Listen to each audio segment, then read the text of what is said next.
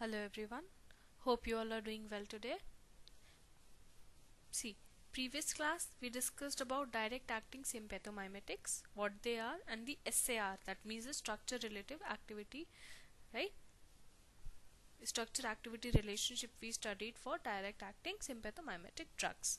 Now, the names of different sympathomimetic drugs that are mentioned in your syllabus, that's given here, about which you need to know the structure and the uses. Okay, notes will be provided to you for the same. Please go through them, practice the structures and learn the uses. Apart from these that are mentioned here, two more are there about which you have to study the synthesis. First is phenylephrine. Now in phenylephrine it is a simple reduction reaction. In this, what is happening is M-chloroacetylphenol. As you can see, this part is the phenol part, right? So the phenol reacts here. One second please. Okay, the phenol here has the at meta, M means meta. Okay, so at meta position what you have is chloroacetylphenol. This is, so chloroacetyl moiety you have here. This is the chlorine, this is the acetyl part.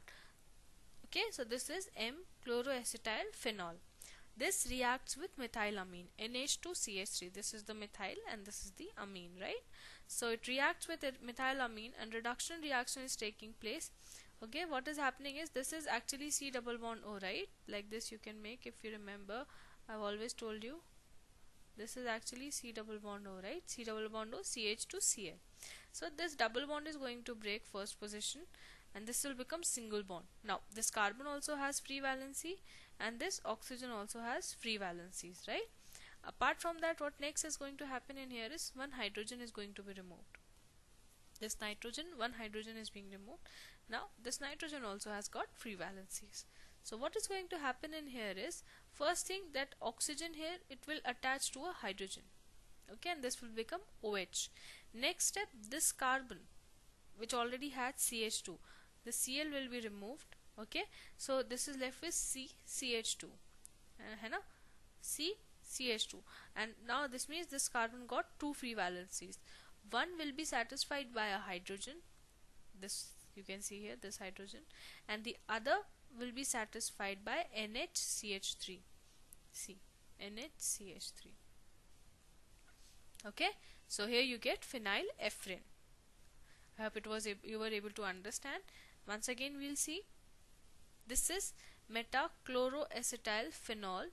Okay, it reacts with methylamine, NH2CH3. A reduction reaction is going to take place, and what is going to happen is, this chlorine is being removed, one hydrogen from here will be removed. Okay, this C double bond O, double bond will break, it will become single bond. So C single bond O, CH2. Now this carbon has got two free valencies, one from this double bond oxygen and one when the chlorine got released. So one will be satisfied by a hydrogen, that's here, and the other will be satisfied by NHCH3, because this nitrogen also has got free valencies, right? So this nitrogen will go and attach with this carbon.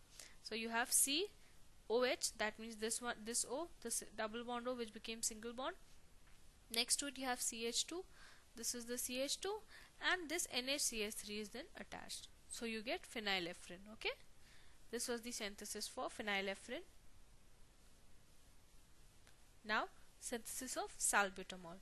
In this you have 4-hydroxy 3-hydroxymethyl benzaldehyde. Okay, see, benzaldehyde is clearly visible to you, right? This phenyl ring along with CHO. This is benzaldehyde, to which at the fourth position is a hydroxy group. That means 1, 2, 3, 4. Fourth position you have a hydroxy group, and at the third position 1, 2, 3. Third position you have hydroxymethyl group. So it becomes 4-hydroxy 3-hydroxymethyl benzaldehyde. It undergoes acetylation in the presence of acetic anhydride, undergoes acetylation, and what you get in here is, what is going to happen, see, the CHO remains as such. Okay, one hydrogen is being removed from here, and see, this acetyl moiety is attached to this oxygen, right? This CH3CO acetyl, no? So CH3CO is attached to this oxygen and acetylation of the hydroxyl group has taken place. Next, in this same procedure, same step, what is going to happen is, See, this is CH2OH. This hydrogen will be removed. Here also acetyl group will come. So see, this is the acetyl group. Okay, CH3CO, and then CH2O. This is CH2O, the previous one that was already here. So this group also underwent acetylation.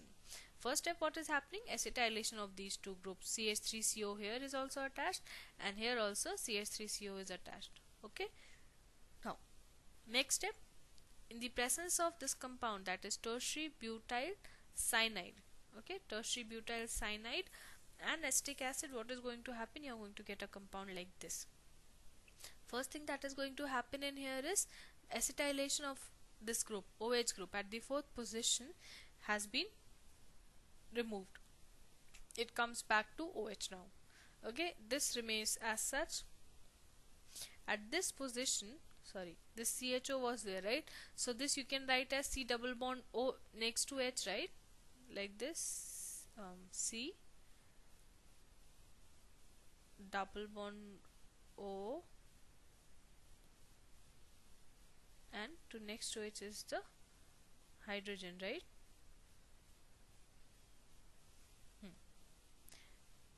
Like this. Then next to here is this full moiety. This you can write like this, no? So this double bond is going to break.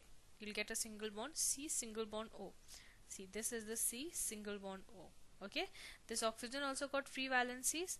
It will undergo acetylation, CH3CO. When acetylation is going to take place, this oxygen is here, CH3CO. Okay, it was like this. Sorry, my pen didn't go that way. CH3CO. This part will attach to this oxygen. Okay, with this carbon, next to the carbon you have there whatever compounds you had. Okay, they will react, and what you are going to get in here is a chain like this. This is the tertiary butyl part, which was attached to the cyanide, na? Tertiary butyl, and an amine is also coming in here. Next step, you are getting salbutamol, in which again this group is going off. Deacetylation is taking place again, right? So this acetyl group is being removed. Here also the acetyl group is being removed. What you are left with is CH2OH, that is CH2OH, and here also this got removed. So here you got a hydrogen, right? Over here, and the next, this chain remains as such. If you can see here, the two groups that you had, that means the hydroxy group and the methyl hydroxy group or hydroxymethyl group, they again you got them back same. Okay, so we did all this acetylation part firstly because we wanted to protect those groups. This is known as masking of the group or protecting the group. Then again, once we got what we wanted in here at the CHO position, then we are getting back the groups that we already had, the hydroxymethyl and the hydroxy group. Okay, this was synthesis for salbutamol. I hope it was clear to you. If you want, once again in short I'll go through. This is 4-hydroxy 3-hydroxymethyl benzaldehyde. It undergoes acetylation reaction. This is acetic anhydride, CH3CO whole twice O. Okay, acetic anhydride. It reacts with acetic anhydride. These two groups undergo acetylation. Okay, here also now you have acetylation, and here also. Next step, the tertiary butyl chloride will react along with acetic acid, and this group will, which had undergone acetylation, will come back, and this remains as such. This part converts into this chain. The tertiary butyl comes here, the double bond O will break, and again here acetylation will take place. Okay, next step, wherever acetylation had taken place, that will go off. The acetylated part will go off. Okay, there you get CH2OH and OH, and the other part full, everything remains as such. This is your salbutamol.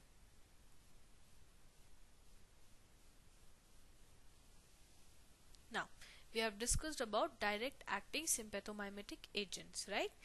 Now next is, if you remember, there were 3 types of sympathomimetic agents or adrenergic agents, that are direct acting, indirect acting and mixed. Direct acting we have studied the SAR also, and we have studied to synthesis also. Next is indirect acting agents. They are how do they work? Indirectly, right? That means they won't go and bind to the receptor. What they will do is they will help in releasing catecholamines from the storage. Wherever they are stored, they are stored in the granules, right? You remember the biosynthesis storage and everything I had told you. So from the storage, wherever the non-adrenaline and other neurotransmitters are stored, they will help in releasing of those catecholamines. Once they are releasing those catecholamines, then what will happen? That catecholamine has come in the body, in the system, and they will go and attach to the receptor and give you sympathomimetic actions. Okay, to whichever receptor it is going to bind, the alpha, beta, accordingly, right? And it will give you the action. Or what else they can do is they can inhibit the uptake of noradrenaline at the neural membrane. If they are avoiding the uptake, that means they are avoiding the taking away of noradrenaline. Okay, that means noradrenaline will be present in the system at that point, and it can go and bind to the receptor and give you the sympathomimetic action. Okay, so these are the two ways. This is actually all together. I've just split it up to help you explain. Okay, so indirectly acting agents, they will either help by releasing catecholamines from the storage, or they will inhibit the uptake of non-adrenaline. Okay, what are those indirect acting agents? First is hydroxyamphetamine, second is pseudoephedrine, and the other is propylhexaridine. The structure is given to you. Okay, and you will be provided notes also for the same. You should know the structure and the uses of all the three. Okay, then mixed acting agents, how do they work? When I said, see, the name itself is suggests mixed means they will act directly also and indirectly also. Directly, you remember the direct acting agents, they acted on the receptors, right? They were binding to the receptors. And what about the indirect that you just studied over here? They were affecting the release of noradrenaline or norepinephrine, right? So affecting the release. Mixed means they can act directly also on the receptors, or they can affect the release of norepinephrine or noradrenaline. Okay, example ephedrine and metaraminol. Okay, so here is the structure of the two. You should, again, I'm telling you every time, please go through the structures, study the uses, learn them properly.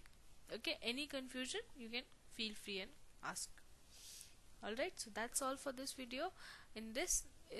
We have discussed all about the adrenergic agents. Okay, adrenergic agonist we have finished. Next video I'll be uploading, in which I'll be discussing about adrenergic antagonist. Okay, so now till now you should learn about the biosynthesis and the metabolism of adrenergic neurotransmitters, the types of receptors that are present, that means alpha and beta receptors, and again subtypes of the same. Then what are adrenergic agents, then what are the types of adrenergic agents, that means the direct acting, the indirect acting, and the mixed one. Then there are types, the SAR of direct acting, sympathomimetic agents. Okay, please go through the syllabus. If you find anything that I have missed by mistake or by chance, please let me know. Or any queries, whatever, anything that you have not understood, please contact me and you can raise your query and ask.